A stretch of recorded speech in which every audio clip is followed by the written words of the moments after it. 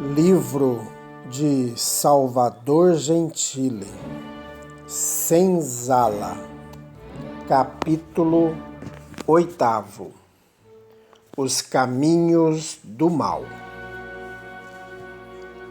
A noite fluiu triste e lentamente na fazenda dos Souzas. Na casa grande, Alberto ardia em febre e Dona Maria Cristina, com os nervos em farrapos, recolhida ao leito, chorava inconformada.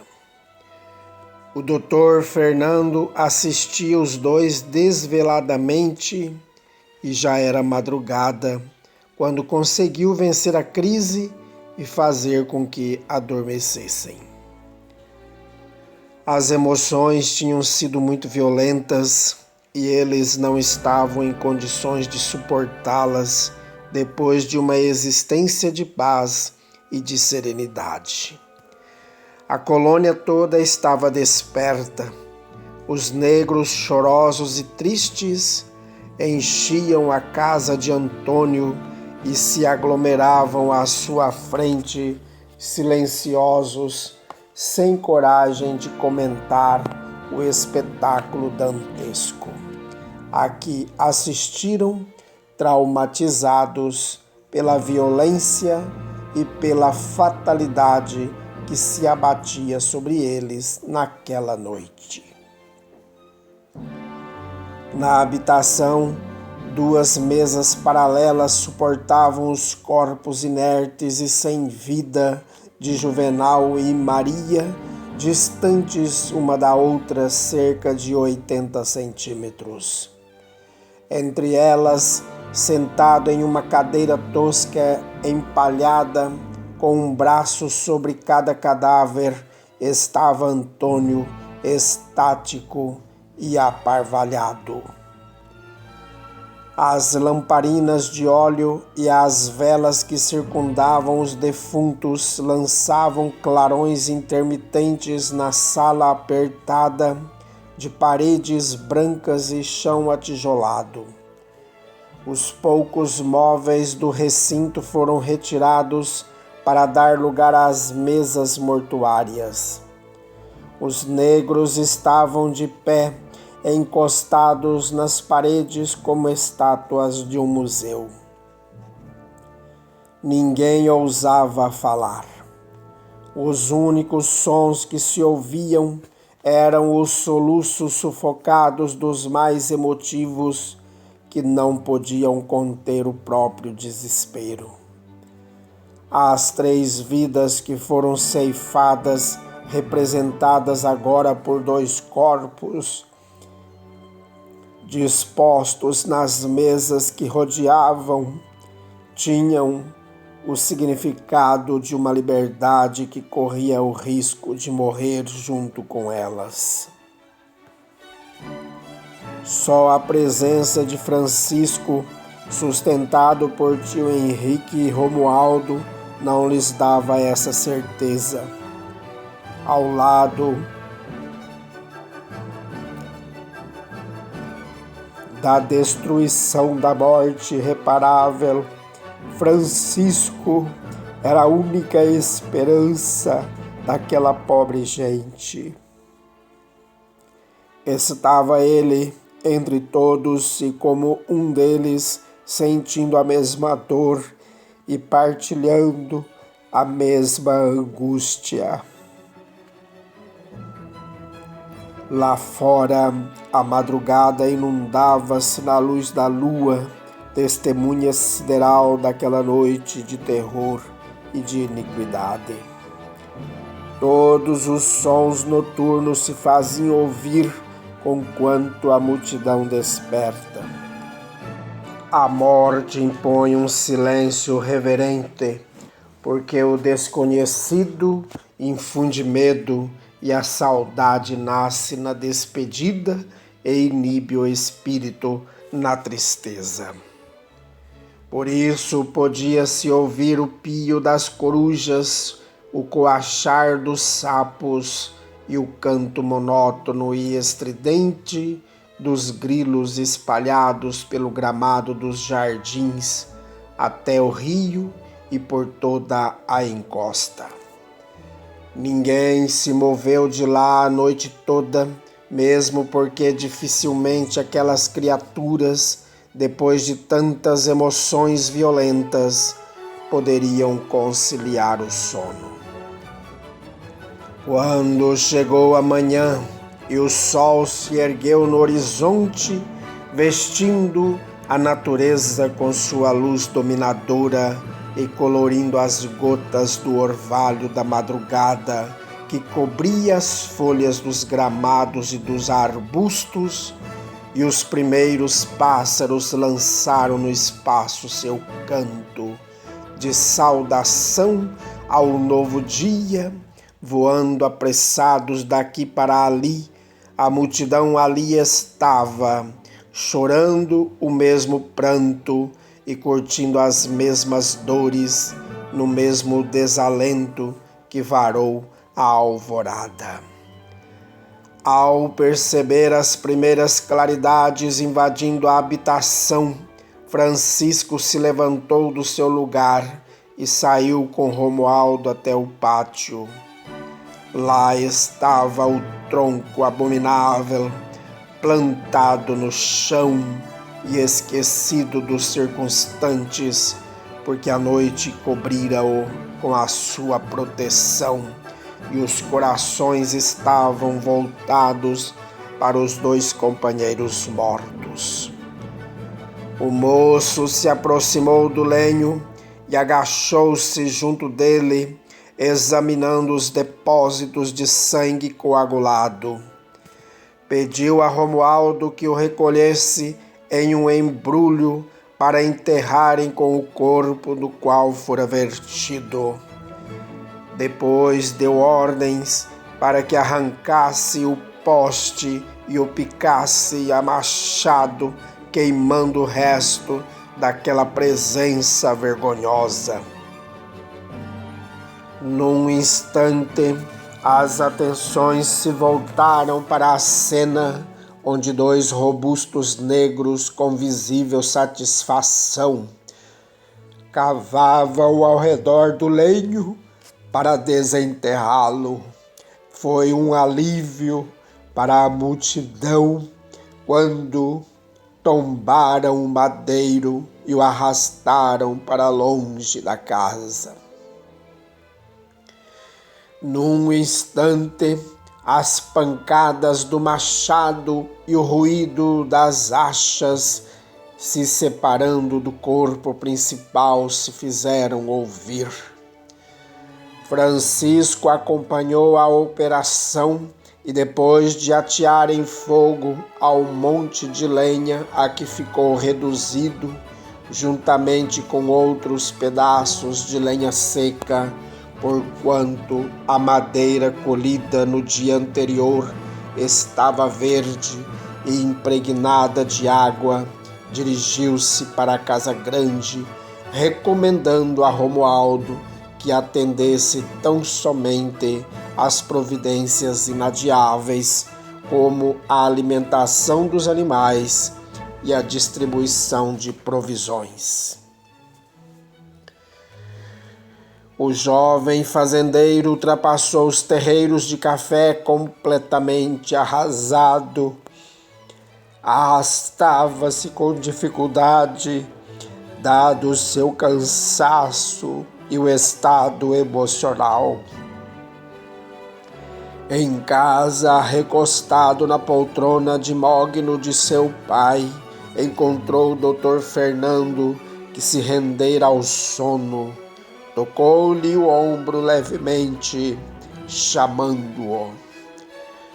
Doutor Fernando, já é dia, como estão mamãe e Alberto? O médico esfregou os olhos e se aprumou na poltrona, consultando o relógio preso a uma corrente de ouro que se lhe prendia do colete. Está tudo bem, Francisco, respondeu após alguns momentos de refazimento. Estão dormindo e espero que despertem mais calmos. Veja o Senhor, Dr. Fernando, como num instante acontecem tantos infortúnios. Porque os homens teimam em serem maus e semearem a morte e a destruição por um prazer que não entendo? Disse-lhe o jovem inconformado. Desde que o mundo é mundo, meu rapaz, o homem é essa fera imprevisível. Existem dentro de todos nós forças incompreendidas que se desencadeiam com um furor extraordinário e sem motivo aparente. Respondeu o médico. Eu sofro mais ainda porque, tentando ajudar o Juvenal, dei oportunidade ao Barão Macedo para planejar essa carnificina monstruosa. Fomos muito inocentes, explicou o moço desconsolado. O essencial é que vocês procuraram ser bons, Francisco. Isso não lhes causará prejuízo à consciência. O barão ficará impune, contudo carregará dentro de si, como chamas ardentes, as lágrimas que arrancou aos outros, e diante da vida será devedor por esses crimes. Agora trate de se recompor, porquanto acho que lhe caberá muita responsabilidade daqui para frente. Alberto está abaladíssimo e não creio que continuará na fazenda. Aliás, eu mesmo recomendarei que se afaste daqui. Não suportará viver neste lugar depois do que ocorreu. E isso pode causar-lhe sérios danos à saúde. Na primeira decisão importante a ser tomada, o resultado lhe foi adverso, completamente ao contrário do que planejara, resultando nesse drama lamentável. Ele se sente culpado, embora a sua evidente boa intenção, e esse sentimento de culpa pode crescer, evoluindo para uma perigosa depressão que lhe impossibilitará uma atuação desembaraçada da direção da fazenda. Sentirá vergonha dos escravos, de vocês e de si mesmo, e por isso é necessário que se recomponha mentalmente em outro ambiente por algum tempo, a fim de poder recomeçar e eliminar esse sentimento nefasto que lhe aponta na consciência o dedo acusador. Ora, Dr. Fernando, não deve ser tão grave assim. Mais alguns dias aqui mesmo na fazenda e garanto que Alberto estará completamente recuperado e esquecido de todo esse drama. Atalhou Francisco, que não se sentira bem com as informações do facultativo. Os fatos exteriores surgem e desaparecem na fieira dos dias que os cobre com o pó do esquecimento para a grande maioria dos espectadores. Contudo, os protagonistas são marcados por eles, principalmente aquele que lhe deu causa sem lhe suportar as consequências. A consciência de cada um de nós é um tribunal permanente e nós nos julgamos natural e automaticamente, sem necessidade de interferências exteriores.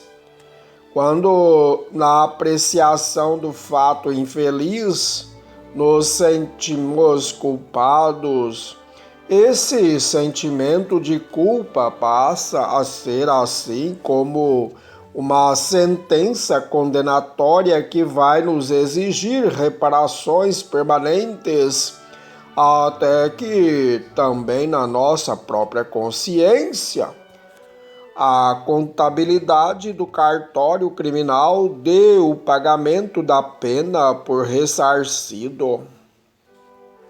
Esteja certo disto, meu amigo. Não há culpa que não tenha um preço dentro de nós mesmos e que não carreguemos indefinidamente até pagá-lo.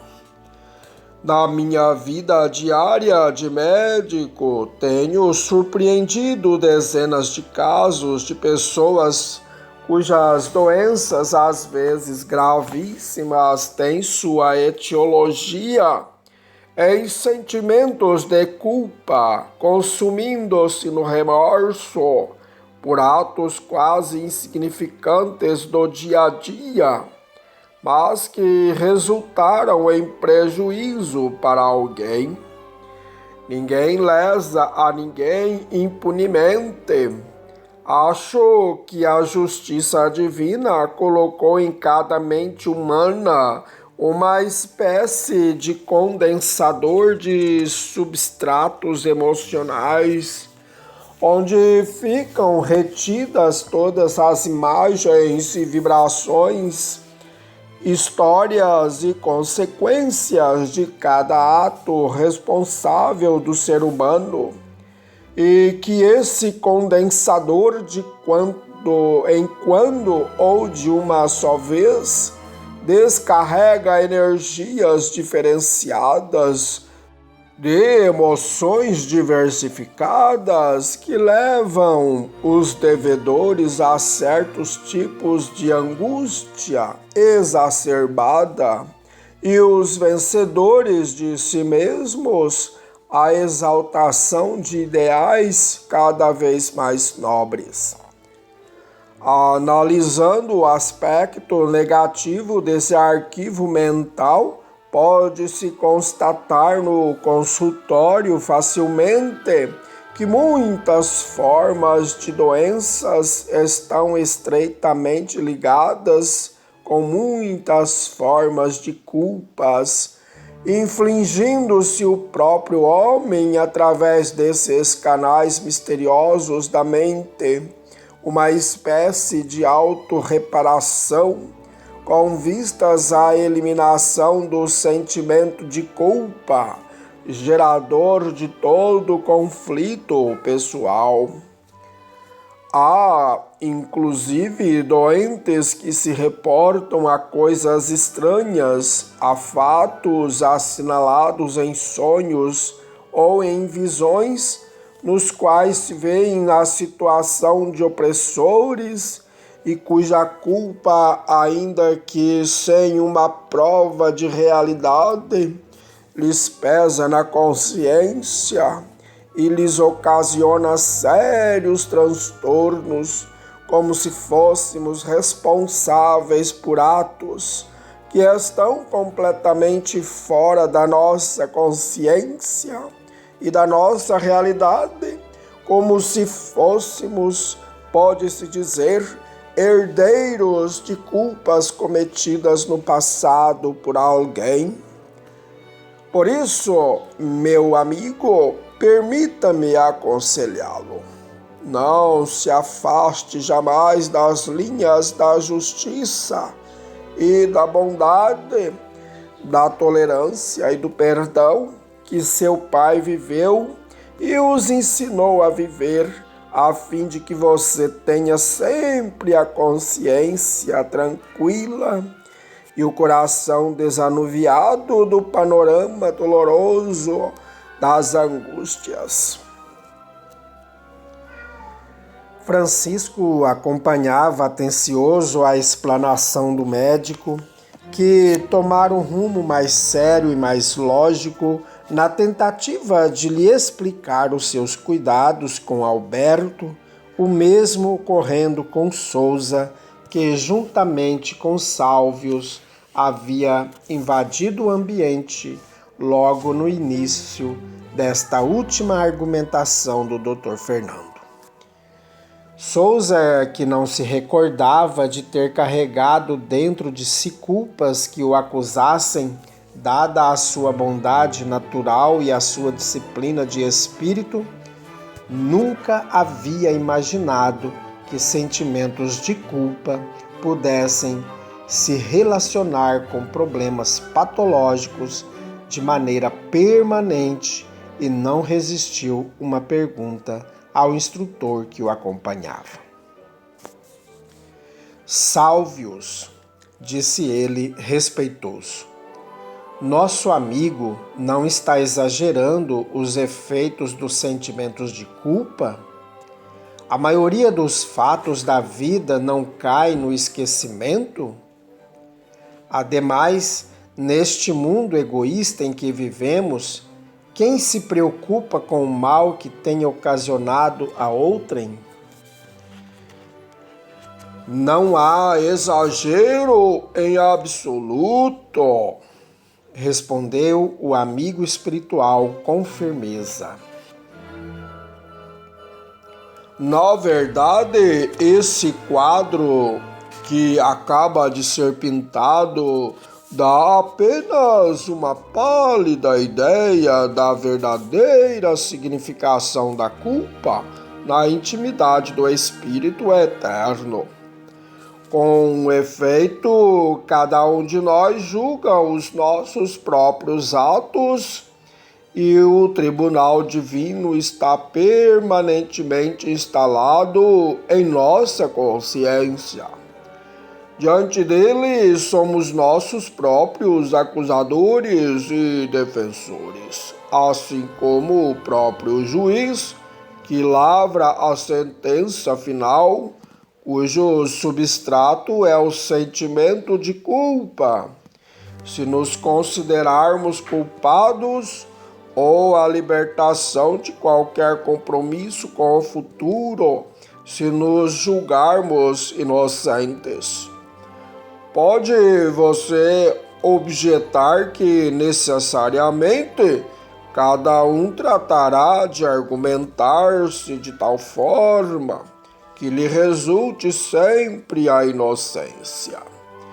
Mas isso, na verdade, não ocorre porque em nossa mente há um mecanismo perfeito de registro de todas as nossas emoções e manifestações de vontade de tal forma que se em dado momento formos solicitados a nos examinarmos com relação a qualquer fato mais grave do passado, esse mecanismo reproduz com perfeita autenticidade os seus mínimos detalhes. E se estivermos em condições de julgar, os julgaremos.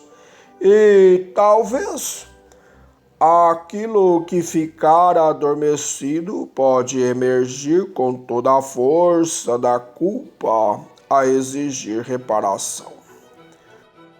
Os fatos que presenciamos nestas últimas horas dão testemunho do quanto nos custa a quitação de um sentimento de culpa. As pessoas aqui reunidas no drama que se desenrolou e vai ainda se desenrolar trazem culpas do passado. E porque essas culpas estavam a lhes reclamar solução, resgate com a lei, acertaram conjuntamente a presente experiência física para resolvê-las, o que infelizmente algumas não conseguiram, agravando os próprios erros. Observe que o sentimento de culpa estava na base do programa reencarnatório como objetivo primordial, porquanto espírito algum ascenderá às alturas enquanto estiver ligado a culpas por sofrimentos alheios, de vez que quanto mais evoluímos, mais nos envergonhamos do mal que tenhamos feito, e é natural que nos recusemos a avançar demasiado com tais problemas na retaguarda, a nos exigir solução dentro de nós mesmos. A religião tem dito que o pecado é o compromisso do homem perante Deus, e o pecado, meu amigo, não é o ato que contraria a lista das proibições religiosas, mas o ato que resulta em nossa consciência na apreciação de hoje, ou na consideração de aqui há um século, em um sentimento de culpa. Pecado, pois, para defini-lo melhor perante a vida, é todo ato humano que resulte em culpa, em sentimento de culpa, perante o tribunal de nossa própria consciência. É, pois, uma sentença condenatória cuja pena cumpriremos mais dia menos dia, ou com as moedas do amor mais puro. Quando encontramos compreensão das nossas vítimas, ou com as lágrimas mais amargas, quando estas nos exigem olho por olho, dente por dente. Mas então, atalhou Souza, felizes daqueles que vivem bem, respeitando seus semelhantes e fazendo da vida um motivo permanente de alegria e de realizações nobres. Você disse bem, continuou Sálvios. O segredo da felicidade é viver de tal forma que nossa consciência não registre culpas que possam sustentar-nos problemas de reparação. Veja você que um momento de erro se perpetua dentro de nós e em um quadro vivo que só deixará de existir quando pudermos transmudar a paisagem com todos os personagens em condições de alegria e de beleza. Carrego dentro de mim quadros vivos de quase 2000 anos, parecendo-me que ainda os vivo hoje, queimando-me o coração.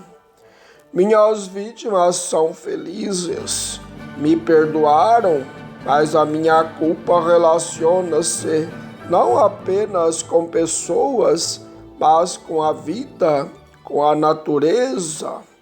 E embora não pague diretamente aos meus credores que nada me reclamam, sinto necessidade de pagar à humanidade, a Deus, que me oferece outros cenários e outros personagens para que se me alivie a consciência e eu possa caminhar adiante.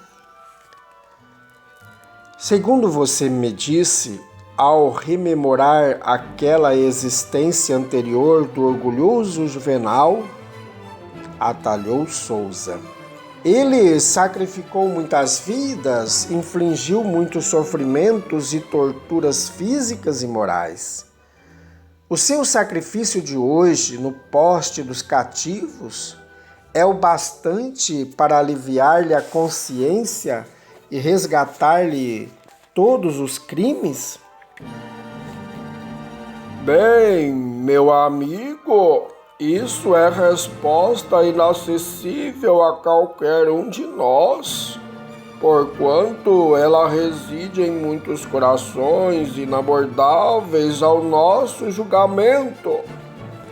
Contudo, quero crer que se qualquer daqueles supliciados de outrora presenciou ou venha a presenciar no tempo, porque não se apagam as cenas dos castigos de Juvenal recebeu, dar-se-iam por insatisfeitos e o libertariam de qualquer projeto de vingança, uma vez que dificilmente encontrariam vingança mais dolorosa.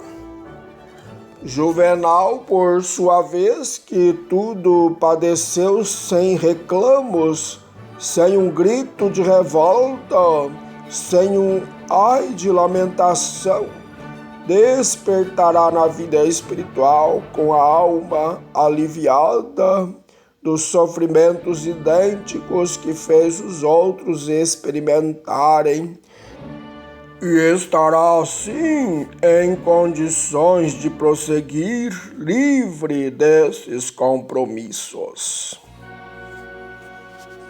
Enquanto os dois do outro lado da vida dialogavam quanto à problemática dos sentimentos de culpa, Francisco e o Dr. Fernando, após o café, desciam para a colônia onde o velório prosseguia, a fim de providenciarem o sepultamento dos corpos.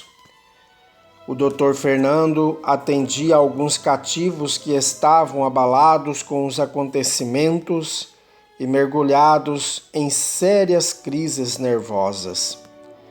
Francisco acertava com Romualdo os detalhes do sepultamento que se deveria dar até a hora do almoço, para não prolongar em demasia a situação daquele quadro constrangedor da casa de Antônio. E assim foi feito. Eram quase 11 horas quando os corpos foram transportados para o cemitério da fazenda, logo atrás do pomar da casa grande, acompanhados pela multidão que chorava e orava sem poder sair do trauma em que se mergulhou ante o espetáculo horripilante da véspera. Antônio ia quase que arrastado pelas mãos dos amigos, olhar perdido no espaço, como se estivesse em transe ausente, caminhando cambaleante. Sepultados os corpos, ainda permaneceram algumas mulheres em oração junto aos túmulos singelos, duas cruzes fincadas lado a lado, encabeçando 2 montículos de terra que naturalmente imitavam na superfície a matéria que a terra cobria para sempre. Tio Henrique retornou amparado por Romualdo e sentou-se à porta de sua casa, no lugar habitual. Estava abatido, amava aquela gente com todas as forças do seu coração, e os acontecimentos foram demasiado dolorosos para não abalarem seu espírito extraordinário. Um véu de tristeza cobria-lhe o rosto, e em seu pensamento buscava o espírito do coronel Souza, que sabia estar por ali, tentando vê-lo com os olhos da carne e ouvi-lo talvez juntamente com um instrutor, a fim de ganhar energias para os momentos difíceis. De fato, Sálvios e Souza estavam ao seu lado, mas ele só via Romualdo, que se acomodara sobre uma pedra com o velho ao lado. Romualdo, disse tio Henrique grave, As nossas dores não vão parar por aqui. Aquele infeliz do Juvencio não vai se conformar de ter sido enxotado da fazenda da forma que o foi por 2 escravos. Nem o velho barão se deterá, agora que desencadeou a guerra. Onde iremos chegar? O que poderão eles ainda tramar para nos trazer confusão e sofrimentos? Como se portarão nossos patrões? Se persistirem as ameaças, haverá guerra? Ouvi claramente o Dr. Alberto mandar dizer ao barão que estava disposto a enfrentá-lo sem medo. Sabe, meu filho, nós precisamos começar a orar, pedir a Deus com todas as forças do nosso coração para que detenha esse processo de sofrimento que nos espreita e que ameaça se transformar num rio de sangue. Romualdo ouvia medroso e tremente as interrogações do velho amigo, porque sabia que ele não era pessimista dos que se davam a vaticinar tudo negativamente. O velho sabia o que falava e nunca falava demais. Abria-se com Romualdo, talvez porque este, como capataz, deveria estar atento às reações dos companheiros. Sálvios e Souza também ouviam-nos silenciosos. A tristeza do preto velho era justificável. Seu espírito estava sereno como quem espera tudo com a maior resignação possível, como acontecimentos inevitáveis que podem mesmo trazer felicidades. Souza, que não aprendera ainda a conhecer o velho servidor na qualidade de espírito, teve a impressão de que Henrique temia a sucessão dos acontecimentos e estava inseguro. Sálvios, lendo em seu pensamento e em suas reações a muda conclusão, veio ao seu socorro. Souza, disse afetuoso, tio Henrique tem justos motivos para prevenir Romualdo e preparar-lhe o coração. Nosso irmão, como você já sabe, é um espírito de elevada hierarquia e mesmo encarnado pode penetrar na faixa das vibrações que envolvem este ambiente, decifrando-lhes o conteúdo e antecipando os acontecimentos que preparam. Mais que isso, tio Henrique, no fundo do seu ser, numa faixa que não lhe está na consciência, sabe que está ligado ao drama que se desenrola aqui como fruto do passado. Reencarnacionista, sabe ele que cada um colhe o que semeia e que ninguém carrega a cruz de outrem. Diante da atitude que tomou ontem à noite, do ódio que o barão lhe devota e dor. Romualdo afastou-se mansamente, enternecido pela tristeza e pela firmeza de tio Henrique, que, cerrando levemente os olhos, entrou em oração, mentalizando o coronel Souza e Sálvios, que estavam ao seu lado, suplicando-lhes proteção e ajuda. Conquanto Souza não pudesse registrar-lhe as emissões mentais, dado seu evidente despreparo, Sálvios lia-lhe o pensamento luminoso, com o coração opresso porque não podia naqueles instantes fazer-se visível para o preto velho e porque sabia que logo mais ele seria sacrificado pelo ódio do barão. Salvius apenas tocou-lhe a cabeça mansamente e transmitiu-lhe uma enérgica transfusão de energias espirituais que bastaram para desanuviar o olhar do negro e descontrair-lhe a expressão da face.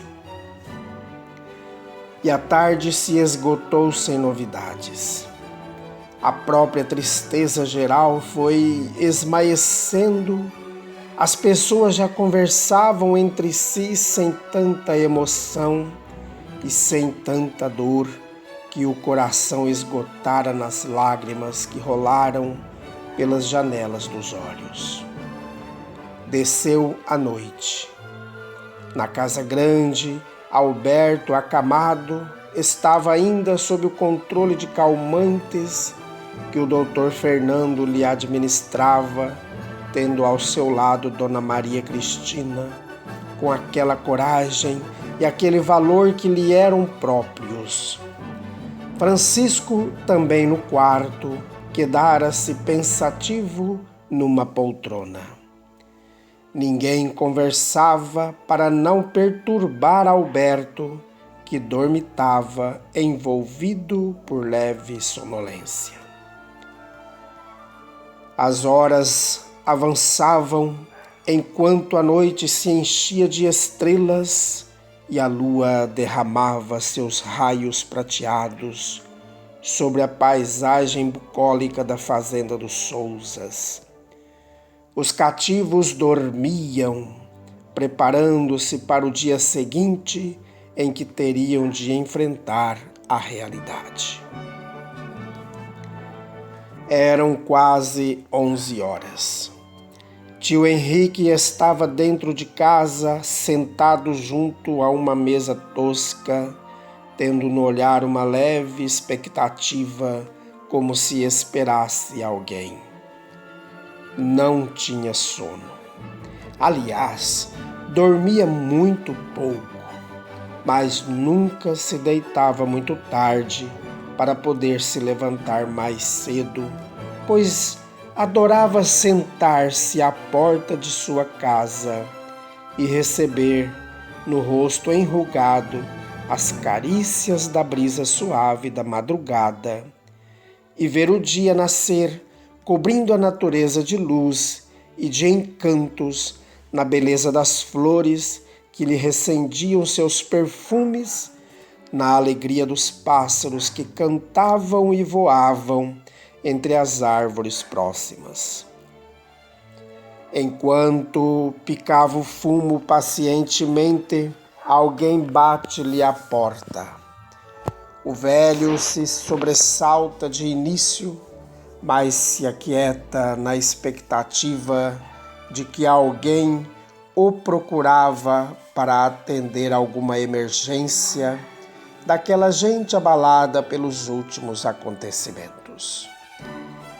Tornaram a bater de mansinho e o velho se levantou sem qualquer receio e foi atender à porta. Ergueu a tranca pesada que a fechava por dentro e mal a pousara no chão, mãos robustas o apanharam de surpresa, tapando-lhe a boca e lhe imobilizando os braços. Eram os asseclas do barão Macedo, capitaneados por Juvencio, que ficaram um pouco atrás na espreita. 2 corpulentos colonos brancos, um de cada lado, arrastaram o velho, que mal tocava com os pés no chão, alguns metros abaixo, onde estava Juvencio. Ali, o grupo todo reuniu-se e, depois de amordaçarem convenientemente o preto velho, pegaram-no pelas pernas e pelos braços, dirigindo-se à propriedade do barão Macedo pelo caminho do rio, que passava logo abaixo da fileira de casas da colônia. O velho estava perfeitamente calmo, embora soubesse que chegara a sua hora.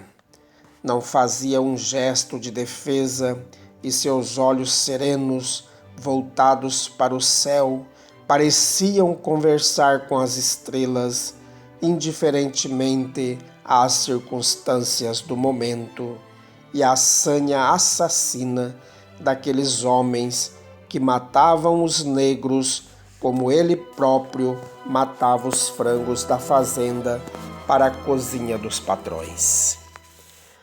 Souza e Sálvios, que a tudo presenciaram, seguiam o grupo. Souza ia mergulhado em angústia, seguindo o amigo, sem poder imaginar as intenções daquele rapto.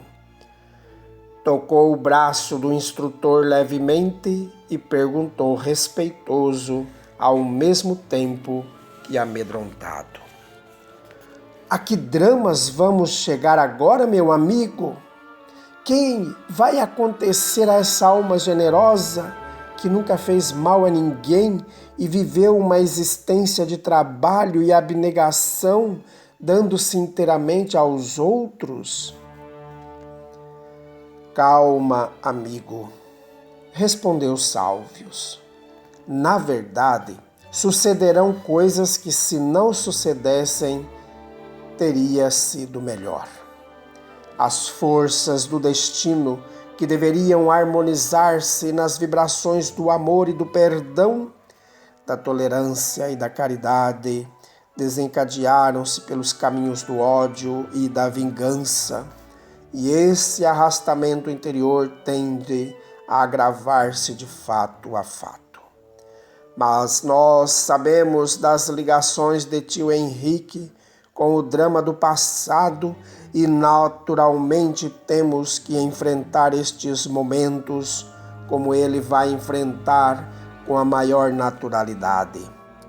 Dignos de lástima são os algozes que vão carregar por muito tempo o peso da culpa e chorarão lágrimas amargas até que se lhes abra uma nova oportunidade de regeneração. Quanto ao nosso amigo, daqui a alguns instantes estará livre não só do corpo exausto que o abriga e o aprisiona, mas principalmente dos sentimentos de culpa que o mantinham vinculado a estes acontecimentos. Sai da vida material plenamente vitorioso, como um herói, entoando o canto da alegria e da libertação, embora os que ficam não o possam compreender. O grupo sinistro caminhava à frente, carregando o velho sem cerimônia e esbravejando injúrias num autêntico antigozo pelo desfecho fatal que lhe reservavam. "Bode velho!" dizia Juvencio, "o rei da colônia dos negros sujos e traiçoeiros. Você pagará por todos eles. Vai ver quanto custa enfrentar um branco como você me enfrentou ontem, diante daquele moleque desfibrado. Vai morrer daqui a pouco. E sim, você será mais fácil acabar com os Souzas e seus escravos privilegiados." O preto velho não se perturbava. A serenidade do seu olhar era impressionante. Deixava-se conduzir mansamente como a ovelha que caminha para o matadouro, sem um reclamo, sem um gesto de revolta ou de reprimenda. Souza, que observava o espírito do preto velho a semi-desprender-se, como no desdobramento do sono, embora mantivesse a consciência do momento, interrogou o instrutor, que não se fez de rogado.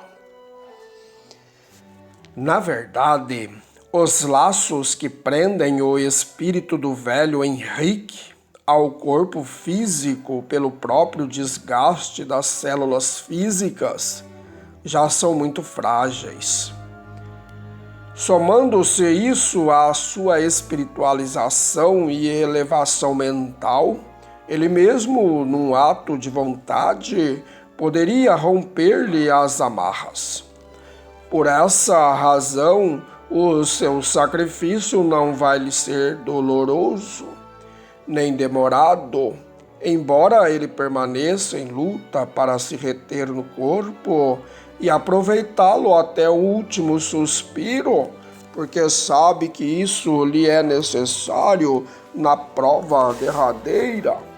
Sabe, meu amigo, cada espírito é um mundo e gravita em torno de outros mundos que lhe são afins. Nós conhecemos de cada um apenas alguns detalhes insignificantes no cômputo geral de cada individualidade. Embora não tivéssemos presenciado, é certo que, durante os momentos de sono noturno, nosso irmão se preparou no plano espiritual para esta contingência, a fim de enfrentá-la da melhor maneira possível e não lhe perder as mínimas vantagens espirituais, uma vez que são momentos raros de testemunho e de resgate que se apresentam a uma alma no curso dos séculos. Aguardemos os acontecimentos. O grupo, uma vez ultrapassados os limites da propriedade dos Sousas, caminhava junto à beira do rio, sob a luz tênue do luar que se derramava generosamente sobre o quadro sinistro que a noite presenciava. Ao alcançarem uma pequena praia, onde o rio descrevia ligeira e graciosa curva, lugar onde os animais se serviam da água reconfortante e que por isso era limpo de vegetação e de fácil acesso às águas do rio, Juvencio deu ordens de parada e mandou que colocassem o preto velho no chão, de pé, amarrando-se-lhe as mãos e os pés. Enquanto seus sequazes providenciavam, ele esbravejava e sorria como um louco. Rodeava o velho, intimidando-o com palavras ofensivas e ameaças de morte, a fim de supliciá-lo. Henrique, porém, permanecia imperturbável, tranquilo, com os olhos serenos e piedosos, seguindo cada gesto dos seus algozes, dos quais já tinha imensa compaixão. Juvencio, diante da calma irritante do velho, mais se enfurecia. Gostaria de esmurrá-lo, estrangulá-lo com as próprias mãos, mas a autoridade moral daquele negro cativo e imobilizado impunha-lhe um estranho respeito, ao mesmo tempo que não lhe ficaria bem perante os companheiros dar-se à lentia diante de um velho indefeso. Ainda teimou por mais tempo, ofendendo-o, e mandou que lhe tirassem a mordaça para que o preto velho lhe revidasse os insultos. Mas Henrique nada falava, apenas olhava compadecido àqueles pobres homens que se embriagavam no crime e se embruteciam como animais. Se nunca tivesse tido antes, agora teria a certeza de que a alma do preto é igual ou melhor que a do branco e que todos são espíritos vivendo diante de Deus. Vendo que de nada valiam seus insultos para descontrolar Henrique e encontrar motivos maiores para castigá-lo, desistiu do intento e deu ordens para que afogassem o velho no rio.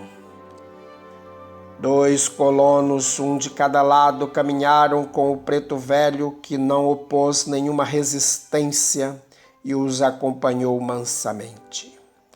Aos primeiros passos do trio, Salvius adiantou-se e impôs a mão, da qual jorravam chispas luminosas, sobre a cabeça do preto, e como que puxou seu espírito do corpo, ao qual ficou ligado por um frágil cordão, aconchegando-o junto a si enquanto caminhava. Dentro do leito do rio, pararam a uma profundidade de mais ou menos 80 centímetros e, num gesto brusco, mergulharam a cabeça de Henrique na água suave da corrente. Mal o líquido lhe enchia os pulmões. Salvius iniciou uma operação de desligamento do corpo. Os homens tiraram a cabeça do velho da água por momentos e a mergulharam de novo em seguida, para terem certeza de que aquele velho sabido não estava lhes pregando uma peça, retendo a respiração.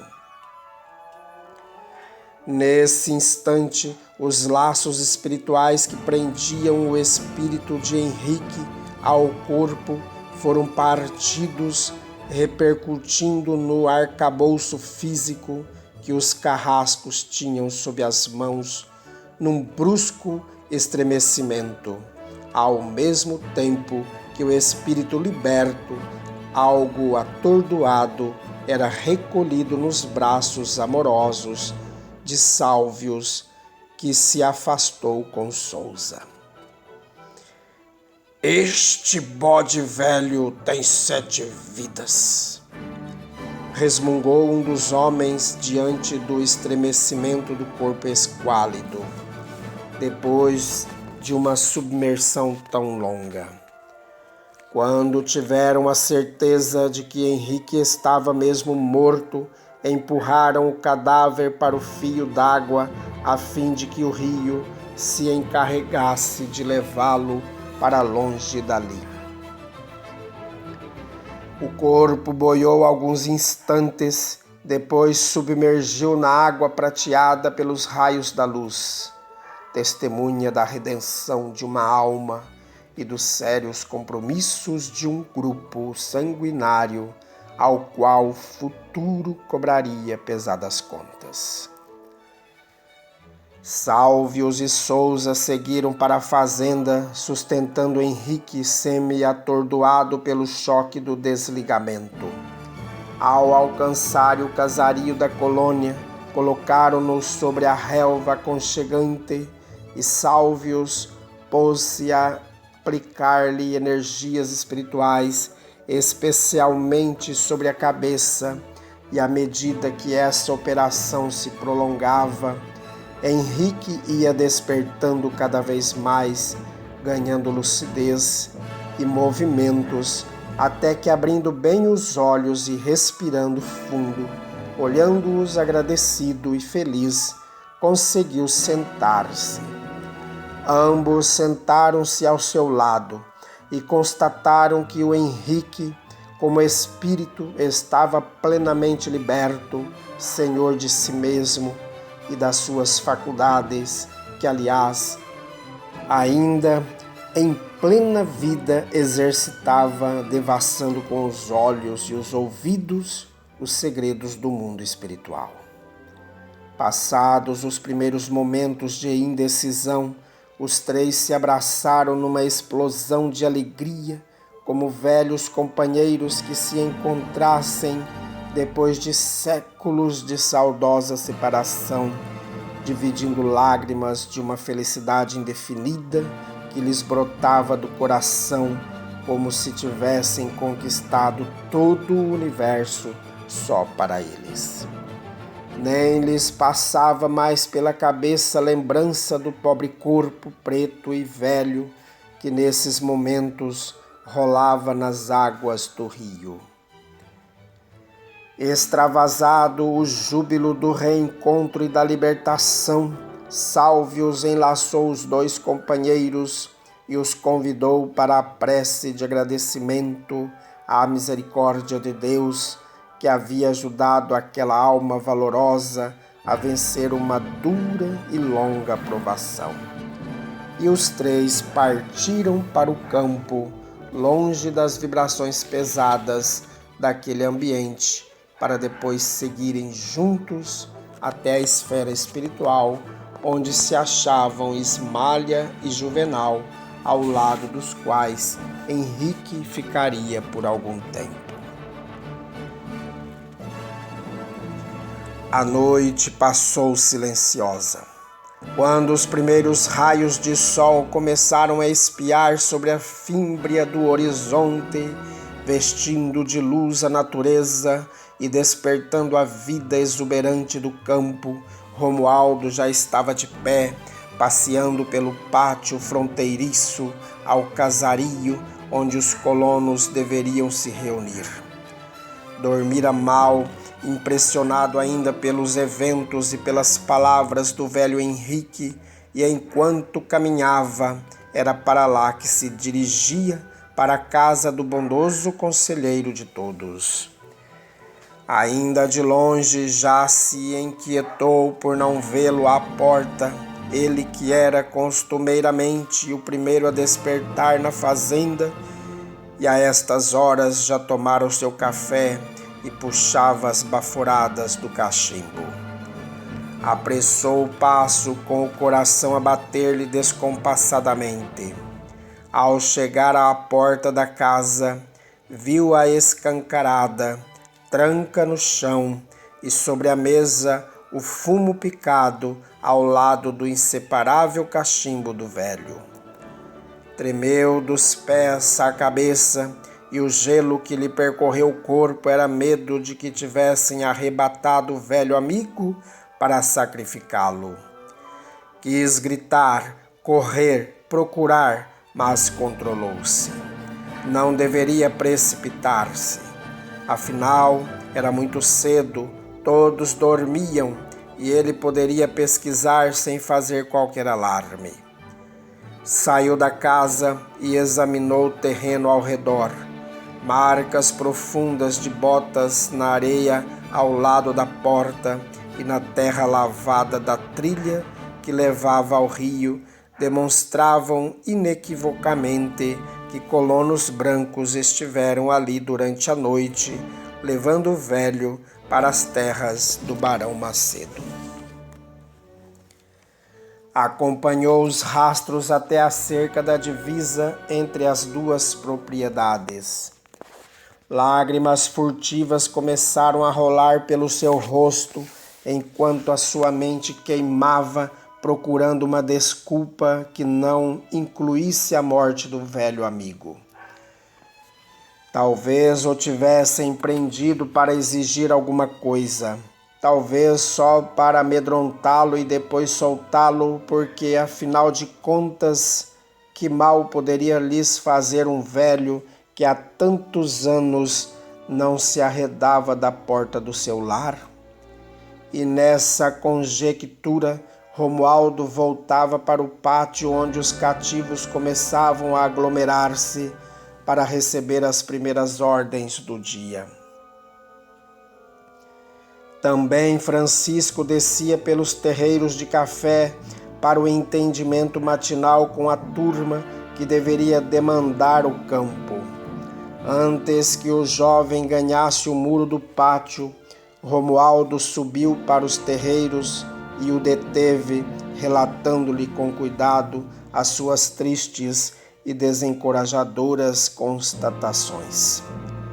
Francisco ouvia em silêncio, com o coração opresso e sopitando a custo o pranto que ameaçava transbordar pelas comportas dos olhos, malgrado a sua força para contê-lo.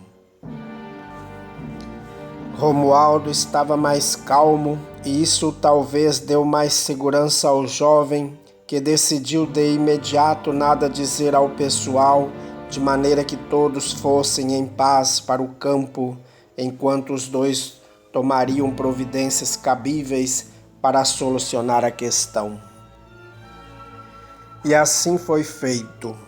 Francisco deu as ordens, Romualdo formou os grupos e os designou para as diversas áreas de trabalho da fazenda, e os trabalhadores se dispersaram silenciosa e tristemente. Mais alguns minutos e estavam só os dois diante do casario e do problema angustiante que deveriam enfrentar. Francisco achou melhor chamar o Dr. Fernando e aconselhar-se sobre a conveniência de comunicar ou não o fato aos familiares. O médico, que acabara de tomar seu café e ia mesmo à procura do jovem para avisá-lo de sua partida para a cidade, de onde mandaria medicamentos adequados para Alberto e sua progenitora. Encontraram-se logo à porta de saída. Depois dos cumprimentos habituais, Francisco convidou para acompanhá-lo até logo mais abaixo, longe da casa, a fim de conversarem. Num instante, pôs o amigo a par da situação e das perspectivas sombrias que restavam diante das informações de Romualdo sobre as pegadas vistas na trilha do caminho que levava ao rio e à propriedade do barão. O facultativo cerrou o senho num gesto fisionômico de revolta diante da impiedade que aquele escravocrata monstruoso estava revelando, e como já não podia nem mesmo duvidar de um desfecho mortal, resolveu de pronto partir para a cidade, levando Alberto sob o pretexto de interná-lo no hospital para uma recuperação mais rápida e alguns exames complementares. E assim fez. Enquanto Romualdo e Francisco providenciavam a condução, o médico voltou à casa grande, onde sem muito custo convenceu Alberto, com o apoio de Dona Maria Cristina, a acompanhá-lo à cidade, onde permaneceria por alguns dias. Não se passaram 30 minutos e os dois já se despediam, tomando o rumo da cidade, enquanto Francisco, Dona Maria Cristina e Romualdo permaneciam à frente da casa, acompanhando com o olhar a carruagem deslizando pela estrada rumo à cidade, carregando na boleia 2 homens tristes que estavam vivendo horas difíceis sob um clima de penosa expectativa. O carro já se perdera de vista lá em cima na curva do morro, e os 3 ainda permaneciam mudos à frente da casa grande, quando uma negra velha e desdentada começou a subir um a um os terreiros de café, toda agitada e chorosa, com os braços gesticulando desordenadamente na direção do grupo postado no alto. Francisco e Romualdo se entreolharam aflitos e Dona Maria Cristina se inquietou com o aspecto da mulher que vinha sôfrega ante o esforço para vencer depressa a distância desde o rio. E foi ao seu encontro, acolhendo-a nos braços amoráveis, temerosa de que a pobre velha, pela sua aparência, viesse a desmaiar. Levou a mulher algum tempo para regularizar a respiração, cobrar ânimo e alinhar os pensamentos, a fim de poder se manifestar. Todos estavam impacientes porque adivinhavam uma novidade dolorosa, mas ninguém ousava forçar a mulher a falar. Esperavam que ela se recompusesse por si, até que pôde, abrindo muito os grandes olhos com gestos, exclamar: "Meu Deus do céu, gente! Quando eu fui lavar minha roupa, encontrei o corpo do tio Henrique no rio, enroscado no meu batedor de roupa. Pobrezinho, está todo amarrado." Romualdo e Francisco deixaram-na nos braços de Dona Maria Cristina e, sem mais esperar, correram para o rio, onde encontraram o cadáver do velho Henrique, puxado pelas mãos generosas da negra para fora d'água, tendo ainda as mãos e os pés amarrados. Mais um crime estava consumado, mais uma vida preciosa tinha sido ceifada pelo ódio e pela maldade do Barão Macedo. Romualdo tomou o corpo inerte e o carregou para a casa de tio Henrique, acompanhado de Francisco, sua mãe e mais algumas mulheres que o alarido da negra, descobridora do cadáver, despertou a curiosidade e acompanharam as providências. Na propriedade do Barão Macedo, ao romper do dia, também Juvencio, o capataz, estava já de pé à espera do patrão, que mal dormira à noite na expectativa das providências que acertara na noite anterior. Como se pode imaginar, o encontro foi festivo, cheio de exclamações jubilosas, posto que tudo saíra a contento, conforme os planos, e assim mais uma punhalada tinha sido dada nos Sousas, em desagravo às humilhações que sempre infligiram aos fazendeiros com as suas maneiras de tratar os escravos. Olhada apenas pela lente do mundo físico, aquela cena de alegria, como as anteriores no sacrifício de Ismália e de Juvenal, não se poderia conceber onde aquelas almas estavam aurindo esse desabafo, que só poderia alegrar a pessoas dementadas. Mas quem lhes conhecia a história, o passado distante, os séculos de ódio represado e a sede incontida de vingança, embora com tristeza, poderia compreender aquela alegria mórbida. Muito bem, meu rapaz, exclamou o barão, batendo-lhe carinhosamente nas costas. Não lhe digo que Deus é grande e cada um pagará na sua hora. Chegou a nossa vez. Já demos bons e decisivos golpes no inimigo. Agora vamos aquietar-nos por algum tempo para ver o rumo que tomam as coisas. Mande vigiar atentamente as nossas divisas com os Sousas e não permita que ninguém as ultrapasse. Mate sem piedade quem o tentar. Entrou o velho para o escritório, retornando com uma sacolinha de veludo que devera ter sido do uso de sua esposa, cheia de moedas de ouro, entregando-a ao capataz para que dividisse com os demais companheiros pelo excelente trabalho que realizaram.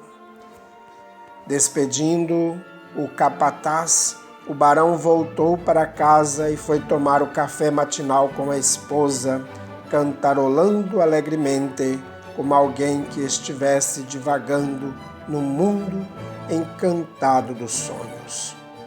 Dona Margarida se inquietou. O comportamento do marido era anormal e aquela alegria inesperada sugeria-lhe pensamentos desanimadores. Estava ao corrente do que se passara com os Sousas, pela informação do próprio marido. Depois disso, na noite anterior, surpreendeu o colérico e expectante, dando ordens a Juvencio e despedindo os homens na boca da noite, sabe Deus para que fim. O barão notou-lhe a preocupação e a desconfiança e foi logo se explicando.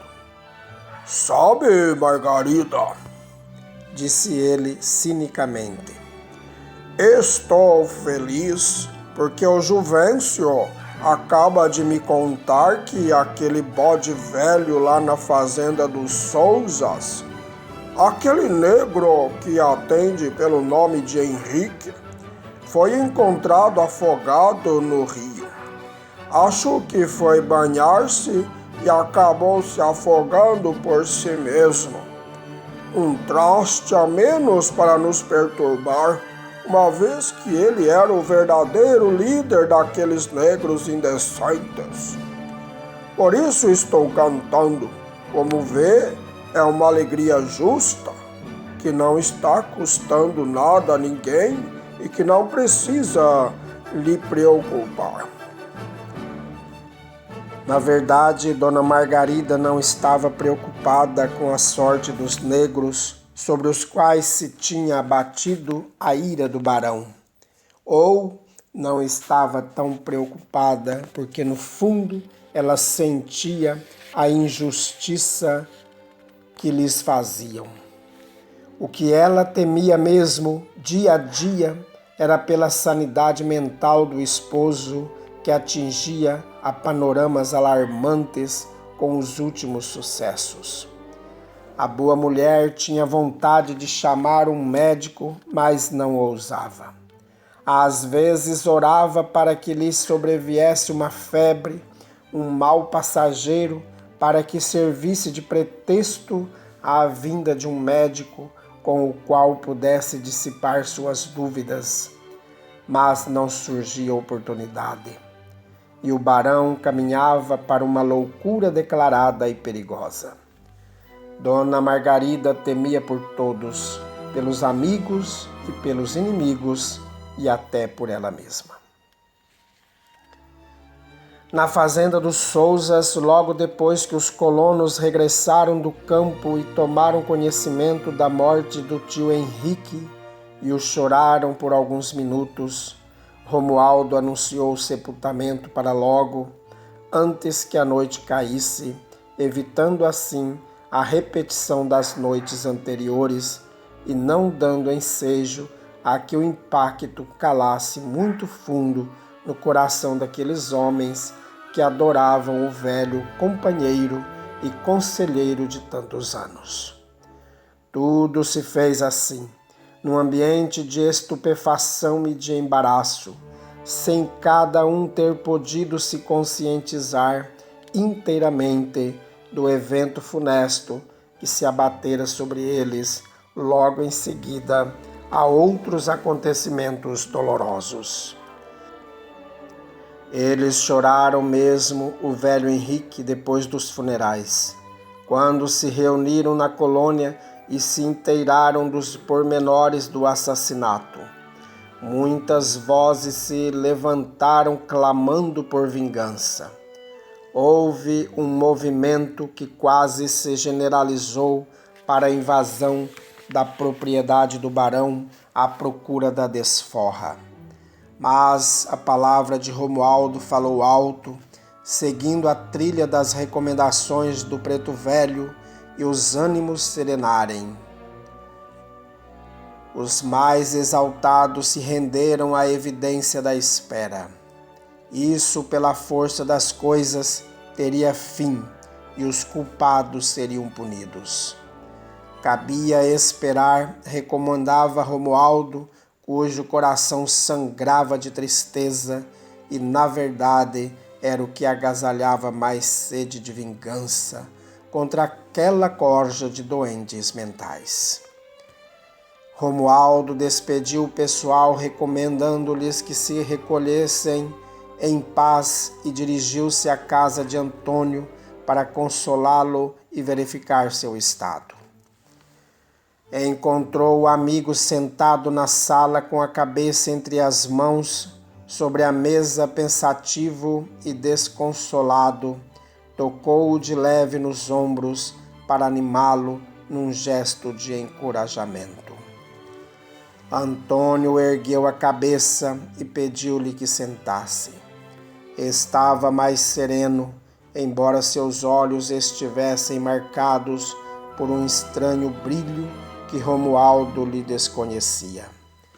Conversaram alguns momentos sobre a nova situação de Antônio, agora sozinho na casa, estudando uma forma de alojá-lo em melhores condições ou providenciando para que alguma das velhas matronas cuidasse de sua casa enquanto ele trabalhava. Comentaram a morte de Henrique, a desconfiança de que os sequazes do barão o tinham assassinado, e Antônio se comportava com muita naturalidade, como se tudo aquilo não mais lhe tocasse, como se de um momento para outro tivesse perdido a sensibilidade e se tornado indiferente ao sofrimento de quem quer que seja. Romualdo registrava apreensivo o comportamento do amigo que passara por tão duros momentos de provação, tendo a impressão de que a dor lhe secara o coração, retirando-lhe toda a sensibilidade, toda a emotividade, para transformá-lo num homem frio, desiludido e talvez vingador. Mas, de um modo geral, Antônio estava bem. O tempo, pensou, cautelizará as feridas ainda sangrentas e tudo voltará a ser como sempre o fora. Nessas consolações, Romualdo também procurou seu refúgio para o descanso em mais uma noite de dor.